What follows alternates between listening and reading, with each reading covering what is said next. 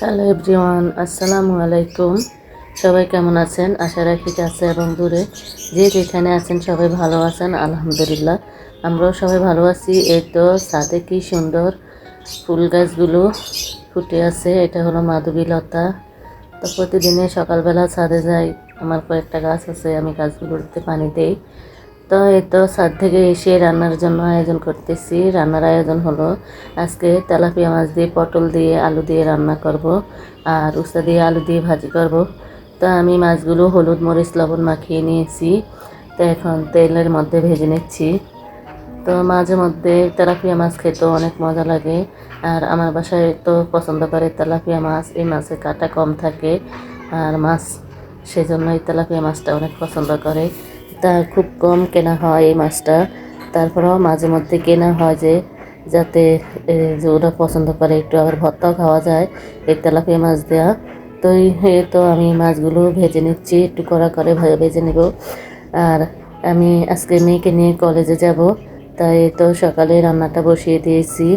তো মেয়ের লাস্ট পরীক্ষা, মডেল টেস্ট পরীক্ষা হয়ে চলতেছে, আর ফাইনাল এক্সাম এই তো জুন মাসের 26 তারিখে।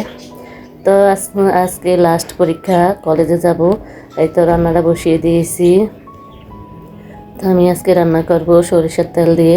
মাঝে মধ্যে সরিষার তেল দিয়ে রান্না করলে তরকারি অনেক টেস্ট হয়। তো এই তো তরকারিটা ভালো করে কষিয়ে নিয়েছি। তো কষিয়ে এখন পরিমাণ মতো পানি দিয়ে দিয়েছি।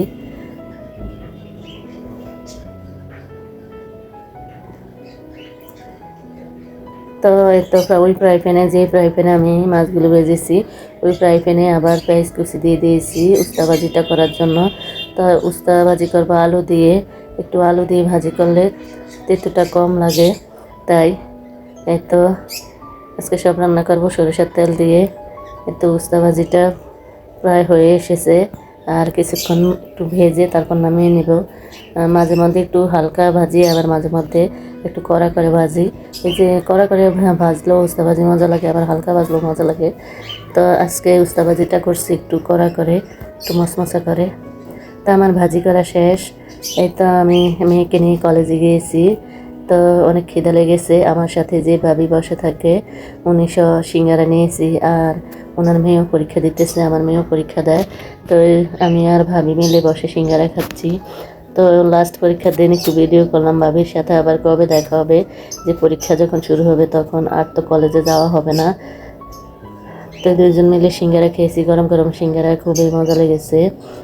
আর এই তো পরীক্ষা শেষ মেয়েদের, একটু ভিডিও করে নিয়েছি।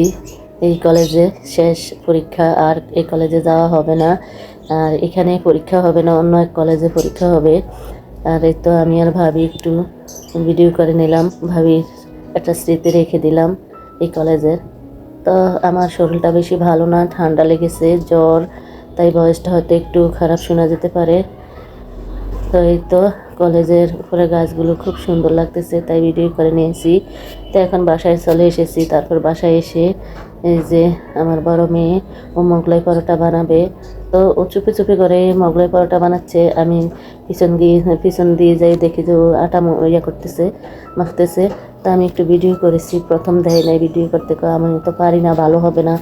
তা আমি বললাম যে না, শিখতে শিখতে সব কিছুই পারবা, চেষ্টা করলে সবে পারবা। এই তো মোগলাই পরোটা বানাচ্ছে, প্রথম রাগ হয়ে গেছে, তো আমি একটু পাখি দিয়ে এসে ভিডিও করেছি। তো মাশাআল্লাহ মোগলাই পরোটা খেতে অনেক মজা হয়েছে, প্রথম বানিয়েছে। তো আমার ভিডিওটি যদি ভালো লাগে তাহলে লাইক কমেন্ট শেয়ার করবেন এবং সাবস্ক্রাইব করে আমার পাশে থাকবেন। পরবর্তী ভিডিও দেখার আমন্ত্রণ রইল। আজকের জন্য বিদায় নিচ্ছি, আল্লাহ হাফেজ।